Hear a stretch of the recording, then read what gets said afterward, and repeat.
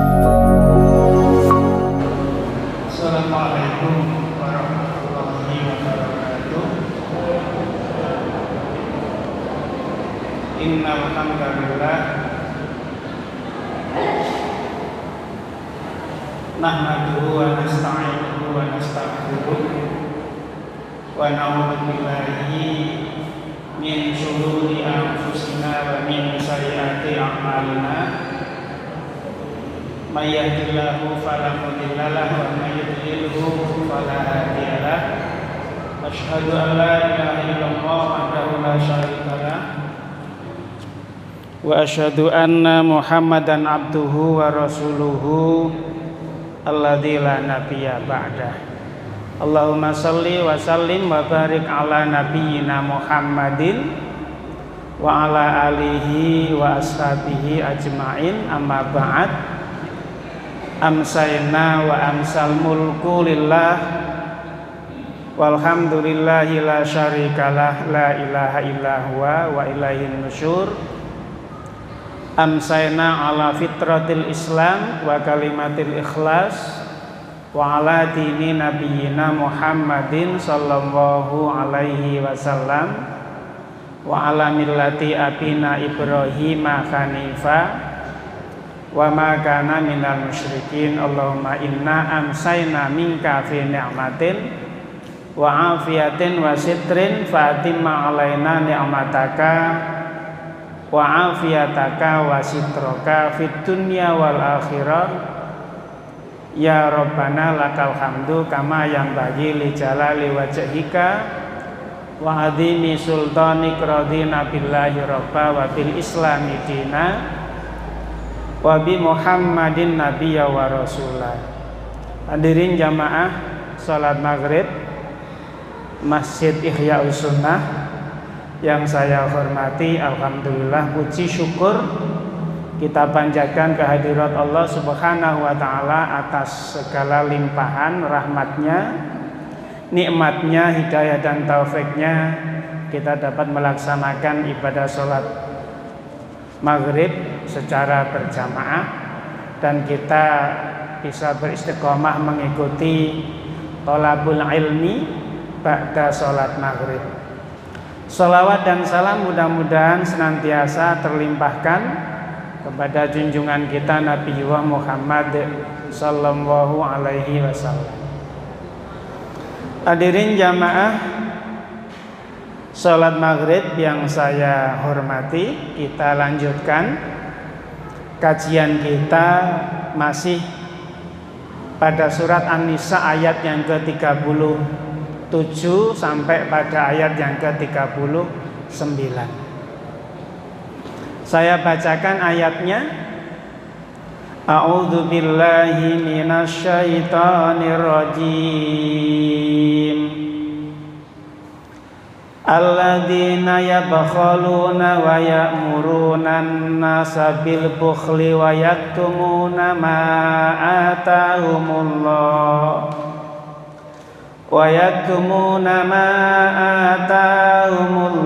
min fadlihi wa a'tadna lil kafirin 'adzaban muhina.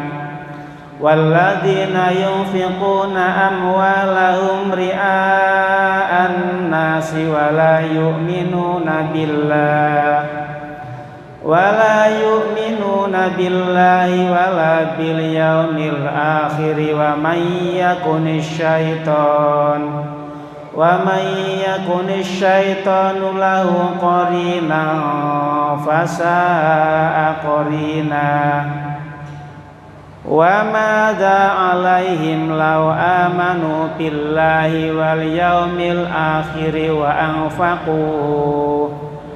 anfaqu mimma razaqahumullah wa kana Allahu bihim 'alima.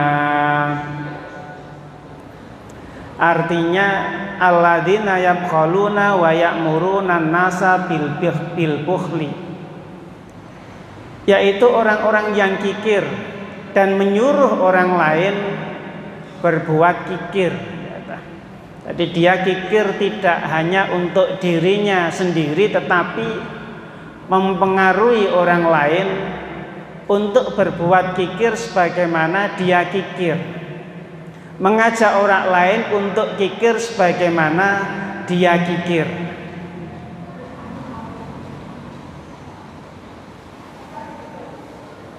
Wa yaktumuna ma atahumullahu min fadlihi, dan menyembunyikan karunia yang telah diberikan Allah kepadanya. Wa a'tadna lil kafirina adzaban muhina, dan kami telah menyediakan untuk orang-orang kafir itu azab yang menghinakan. Mengapa manusia itu berbuat kikir, atau mengapa manusia itu memiliki sifat kikir? Di dalam surat Al-Adiyat yang sering kali kita baca, di antara faktor yang menyebabkan manusia itu memiliki sifat kikir itu adalah karena kecintaannya terhadap harta itu luar biasa. Dan itu manusiawi. Setiap kita itu kan sangat cinta terhadap harta. Tetapi bagi orang-orang yang beriman, itu tentunya kecintaan terhadap harta itu tidak menjadikan ia kikir, karena orang yang beriman itu tahu bagaimana terhadap rezeki yang Allah berikan kepadanya itu ada hak orang lain. Jika memang harta itu sudah mencapai nisabnya, orang-orang yang beriman tahu tentang keutamaan sedekah sehingga tidak menjadikannya kikir. Di dalam surat Al-Adiyat itu Allah Subhanahu wa taala berfirman, innal insana lirabbihi lakanud.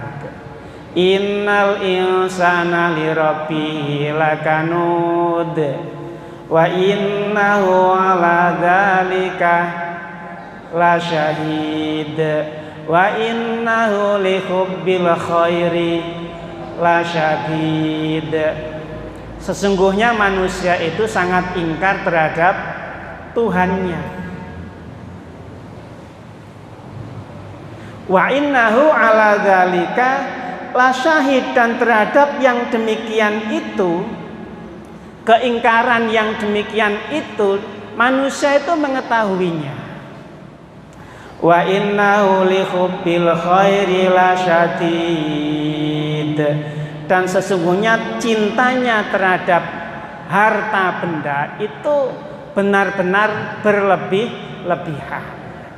Ini yang menyebabkan manusia itu menjadi kikir ketika mereka tidak mengerti tentang kewajibannya untuk mengeluarkan zakat terhadap harta yang dimilikinya, ketika mereka tidak memahami tentang bagaimana keutamaan-keutamaan bersedekah, sehingga cintanya terhadap harta itu menghalangi dia untuk mengeluarkan haknya orang lain untuk bersedekah.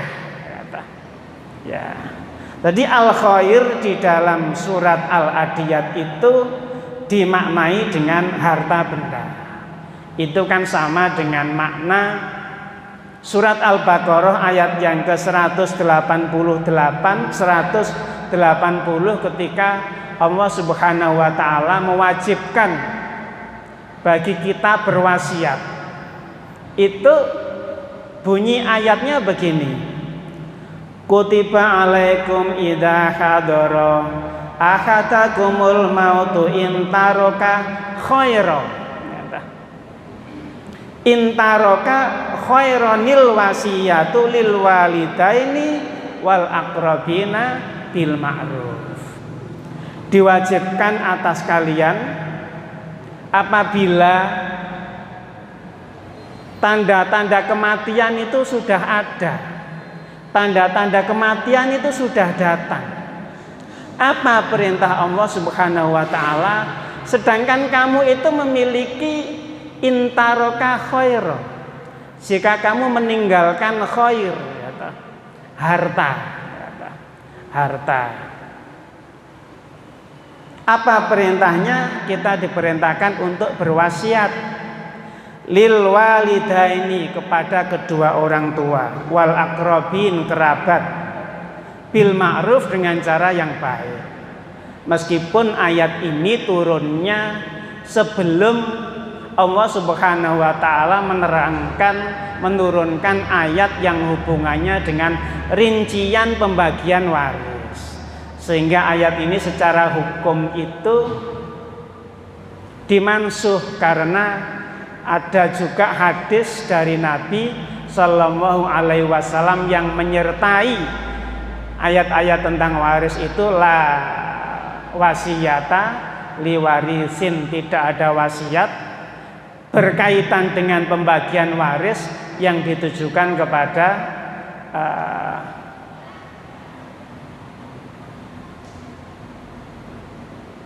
ahli waris, ya, tidak boleh, ya, sesuai dengan ketentuan yang Allah Subhanahu wa taala telah rinci di dalam surat An-Nisa yang pada ayat belasan kemarin, 12 ayat yang ke-12 sampai ayat yang keberapa kemarin sudah kita pelajari.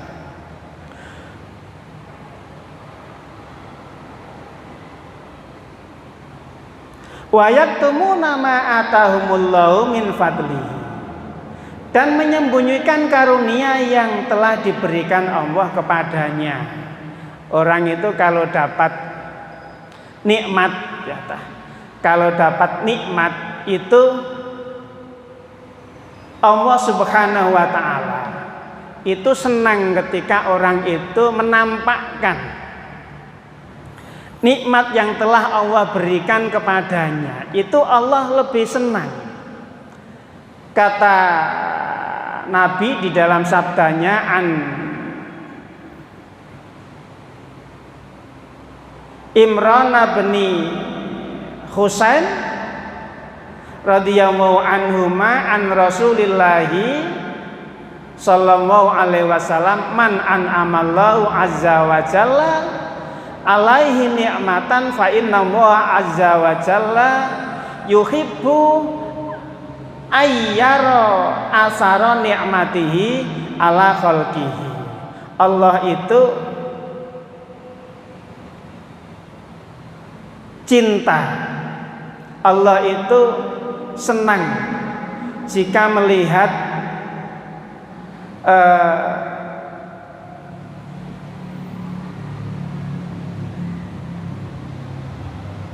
seorang hamba yang diberikan oleh Allah Subhanahu wa taala nikmat, lalu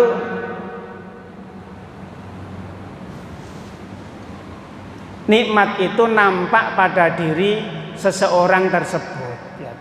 Jadi kalau diberi nikmat, kalau dapat rizki, ya, itu gayanya jangan jadi gaya wong melas terus, ya. Padahal kan sebenarnya dia juga tidak sepantasnya melas-melas, itu tidak sepantasnya. Kalau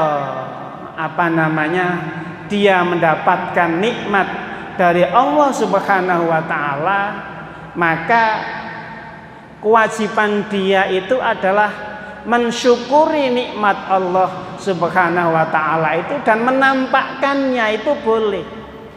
Di dalam surat apa itu? Wa amma bi ni'mati rabbika fahaddits. Dan adapun terhadap nikmat dari Tuhanmu itu fahaddits, ceritakanlah, artinya syukurilah, ya, syukurilah, ya. Termasuk diantaranya seorang yang bersyukur terhadap nikmat-nikmat Allah itu kan tidak menjadikannya dia kikir. Wa a'tadna lil kafirina adzatan muhina, dan kami telah menyediakan untuk orang-orang kafir azab yang menghinakan. Para jamaah yang dirahmati oleh Allah, ayat ini menerangkan tentang bab kikir pada dua hal. Yang pertama adalah kikir terhadap harta, dan yang kedua adalah kikir terhadap ilmu. Sebagian ulama mufasir mengatakan bahwa ayat ini ditujukan terhadap kekikiran orang-orang Yahudi, dan juga kekikiran orang-orang Yahudi ketika mereka menyembunyikan informasi terhadap kenabian Nabi Muhammad Shallallahu Alaihi Wasallam. Jadi orang-orang Yahudi itu di dalam kitab mereka, di dalam kitab Taurat itu sesungguhnya sudah ada informasi berkaitan dengan datangnya Nabi yang terakhir, itu sudah ada. Bahkan ciri-cirinya juga sudah disebutkan di dalam kitab mereka dan mereka membacanya. Tetapi mereka menyembunyikannya dan mengajak orang lain yang mengetahui perihal yang sama tentang kenabian yang terakhir itu untuk menyembunyikan pula. Jadi mereka orang-orang Yahudi itu kikir terhadap ilmu, kikir terhadap harta, dan juga kikir terhadap ilmu. Lanjut pada ayat yang ke-38, walladzina yunfiquna amwalahum ria'an nasi wa la yu'minuna billahi wala bil yaumil akhir wa may yakunish syaitanu lahu qarina fasa'a qarina. Walladzina yunfiquna amwalahum ria'an nas, dan orang-orang yang menginfakkan harta mereka karena riya. Kalau ayat sebelumnya melarang untuk kikir, untuk bakhil, kalau ayat ini memberikan peringatan kepada orang-orang yang dia lepas dari kekikiran tetapi masuk kepada kesalahan yang lain. Apa? Ketika dia menjadikan tujuan amalnya, tujuan infaknya itu adalah manusia. Dia riya. Dia bersemangat berinfak itu ketika disanjung orang, ketika dipuji orang. Itu berarti dia riya. Dia riya. Walladzina yunfikuna amwalahum ria'an nas, dan ini juga termasuk perkara yang dilarang oleh Allah Subhanahu wa taala. Di dalam hadis yang sangat panjang riwayat Muslim, itu ada 3 golongan yang besok pada hari kiamat mereka akan dihisab terlebih dahulu oleh Allah Subhanahu wa taala.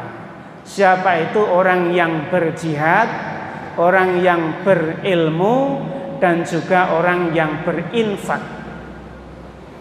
Orang yang berjihad dipanggil oleh Allah Subhanahu wa taala, dihisab oleh Allah pada hari kiamat dan ditunjukkan padanya nikmat-nikmat Allah, dan dia mengakuinya atas nikmat-nikmat Allah yang diberikan kepadanya. Dia tidak mengingkarinya, dia mengakuinya akan nikmat-nikmat itu. Lalu Allah bertanya kepadanya, apa yang kamu perbuat terhadap nikmat-nikmatku itu apa? Awakmu lapo wae dengan nikmat-nikmatku itu lapo wae? Dia menjawab, ya Allah, saya berjihad di jalan Allah Subhanahu wa taala, di jalanmu, sehingga aku gugur, aku menjadi syuhada. Kata Allah, kadzabta, kamu berdusta. Kamu berjihad itu bukan untukku, bukan karenaku, tetapi kamu berjihad itu agar dikatakan orang sebagai pemberani, agar disanjung-sanjung orang kamu itu adalah pemberani. Maka kemudian orang ini diseret ke dalam neraka dalam keadaan wajahnya tertelungkup.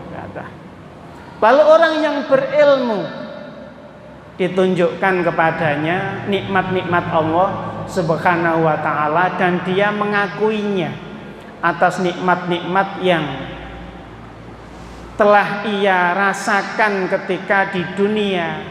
Dan Allah bertanya kepadanya, apa yang kamu telah perbuat terhadap nikmat-nikmatku itu? Dia menjawab, ya Allah, aku telah belajar ilmu dan mengajarkannya, dan aku membaca Al-Quran.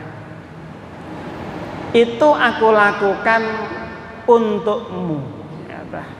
Allah Subhanahu wa ta'ala menimpali orang ini dengan mengatakan, kadzabta, kamu berdusta.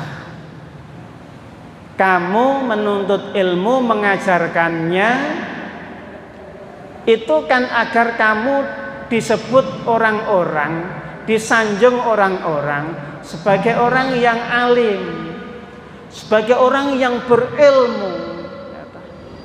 Atau ada niatan-niatan lain yang seperti itu, semisal itu. Maka Allah kemudian menyeretnya dalam keadaan tertelungkup, diseret orang itu ke dalam neraka.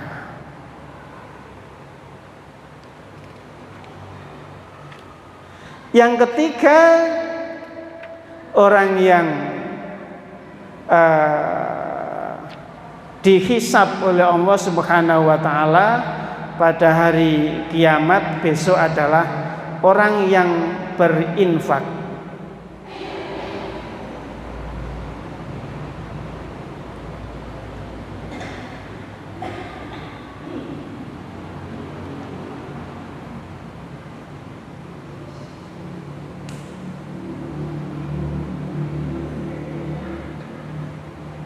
Annahu qala anil munfikir ya yaqulu sahibul mal ma taraktu min syai'in tuhibbu ayyung faqa fihi illa anfaqtu fi sabilika fayaqulullahu lahu kadzabta innaha arata ayyuqala jawadun waqad kila. Orang yang berinfak dihisab oleh Allah Subhanahu wa ta'ala, ditunjukkan atasnya nikmat-nikmatnya dan ia tidak mengingkarinya, dan ia ditanya oleh Allah, apa yang kamu perbuat terhadap nikmat-nikmatku itu? Dia berkata, tidaklah aku sisakan sesuatu apapun dari hartaku yang engkau sukai bila aku berinfak untuknya, kecuali aku infakkan seluruhnya di jalanmu. Maka Allah Subhanahu wa ta'ala menimpali orang itu dengan mengatakan, kadzabta, engkau berdusta. Engkau berdusta, sesungguhnya engkau melakukan hal itu agar kamu dikatakan sebagai orang yang dermawan, dan itu telah diucapkannya, kamu telah mendapatkannya. Ketika orang yang berjihad niatnya agar dipuji sebagai orang yang pemberani, dia telah mendapatkannya. Orang yang berilmu agar dipuji sebagai orang yang alim, dia telah mendapatkannya. Orang yang berinfak agar dipuji sebagai orang yang dermawan, dan ia mendapatkannya, dan ia melupakan Allah Subhanahu wa ta'ala sebagai tujuan amalnya, maka ia pada akhirnya diseret ke dalam neraka. Karena itu maka perkara riya ini hendaklah kita senantiasa menghindarinya. Karena itu maka di dalam amal itu kan kita diperintahkan untuk ikhlas, itu dalam 3 keadaan. Ikhlas di awalnya, ikhlas di tengahnya, dan ikhlas setelahnya. Orang sebelum menginfakkan hartanya atau mensedekahkan hartanya, dia harus menata niatnya terlebih dahulu. Ketika harta itu telah dikeluarkan daripadanya, dia juga tetap menjaga keikhlasannya. Ketika sudah selesai, dia tetap menjaga keikhlasannya. Sudah apa yang diinfakkan itu untuk Allah Subhanahu wa ta'ala. Jangan sampai wis infak biyen-biyen gitu. Mari ngono perkara, ada sesuatu yang tidak dikehendakinya, yang tidak disukainya, gitu. Lalu dia bahasa Jawane napa? Undat-undat. Gitu. Iku biyen. Iku biyen aku. Iku biyen tekku. Iku biyen teke mbahku dan lain sebagainya. Rusak ya ta. Rusak amalnya ya ta. Yang dulu dia melakukannya dengan ikhlas di awalnya, ikhlas di tengahnya, tetapi di akhirnya bisa tidak ikhlas ya. Karena itu jika muncul mungkin saja perasaan-perasaan seperti ini itu kan terkadang bisa muncul ke dalam hati kita, maka kita diperintahkan untuk memperbanyak istighfar ya, untuk memperbanyak istighfar.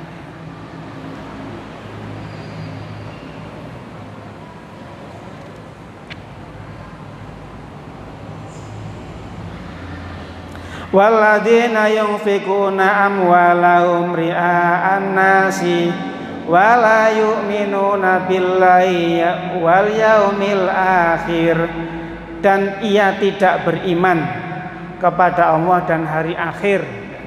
Orang-orang yang membelanjakan hartanya dan tidak didasari dengan keimanan kepada Allah Subhanahu wa ta'ala, maka sebanyak apapun harta yang disedekahkannya itu tidak ada gunanya baginya. Jadi di dalam Al-Quran itu memberikan gambaran tentang orang-orang, amalan orang-orang kafir itu seperti debu yang berterbangan ya, seperti debu yang berterbangan. Sehingga suatu hari di dalam hadis riwayat Aisyah an Aisyata radhiyallahu anha, anna Rasulullah sallallahu alaihi wasallam suila an Abdillah bin Jud'an. Suatu hari Rasulullah itu pernah ditanya tentang seseorang yang bernama Abdullah bin Jud'an. Abdullah bin Jud'an itu nama lengkapnya adalah Abdullah bin Jud'an bin Amru bin Ka'ab bin Sa'ad bin Taim bin Murrah. Ia sepupunya Abu Bakar. Dulunya dia adalah seorang yang miskin. Abdullah bin Jud'an itu orang miskin. Kemudian ketika dia menelusuri kehidupannya, dia menempuh suatu perjalanan, dia memasuki sebuah gua. Lalu ketika ia masuk ke dalam gua itu, dia menemukan istilahnya itu harta karun. Dia menemukan di dalam gua itu bekas-bekas makam kerajaan kuno. Makam kerajaan kuno, dan dia menemukan prasasti dan juga beberapa perhiasan-perhiasan emas. Sehingga Abdullah bin Jud'an itu mendapatkan rezeki nomplok saat itu. Karena dia menemukan emas dalam jumlah yang banyak itu, maka ia menjadi kaya mendadak. Tetapi Adwa bin Jud'an ini dengan kekayaannya, ia juga sangat dermawan. Sangat dermawan, setiap orang yang minta bantuannya kepadanya itu diberinya. Karena emas yang ada di dalam gua itu stoknya masih banyak, belum diambil semuanya saja. Abdullah bin Jud'an itu sudah menjadi kaya raya sehingga dia bisa membantu orang banyak. Ketika stok emasnya dia hampir habis, dia ambil kembali itu emas yang ada di dalam gua itu dan dia berikan kepada orang-orang yang membutuhkannya. Sehingga ketika Nabi Shallallahu Alaihi Wasallam ditanya tentang Abdullah bin Jud'an, hal yanfa'uhu infaquhu wa i'taquhu, faqala alaihi salatu wassalam, la innahu lam yakul yauman minad dahr rabbil firli khotiati yaumati. Nabi Shallallahu Alaihi Wasallam ketika ditanya tentang Abdullah bin Jud'an apakah infaknya, kemudian memerdekakan budaknya, itu akan memberi manfaat baginya, bagi Abdullah bin Jud'an itu tadi. Nabi Shallallahu Alaihi Wasallam menjawab tidak, karena sungguh dia tidak pernah satu kali pun di dalam masa hidupnya mengatakan Rabbi ghfirli khotiati yaumati. Ya Allah, ya Tuhanku, ampunilah kesalahan-kesalahanku di hari pembalasan nanti. Artinya dia tidak beriman kepada Allah dan juga tidak beriman pada hari akhir. Wala yu'minuna billahi wala bil yaumil akhir. Wa may yakuni syaitanu lahu qarina fasa'a qarina. Barang siapa menjadikan setan sebagai temannya, sebagai qarin, teman dekatnya, maka ketahuilah dia, setan itu adalah teman yang sangat jahat.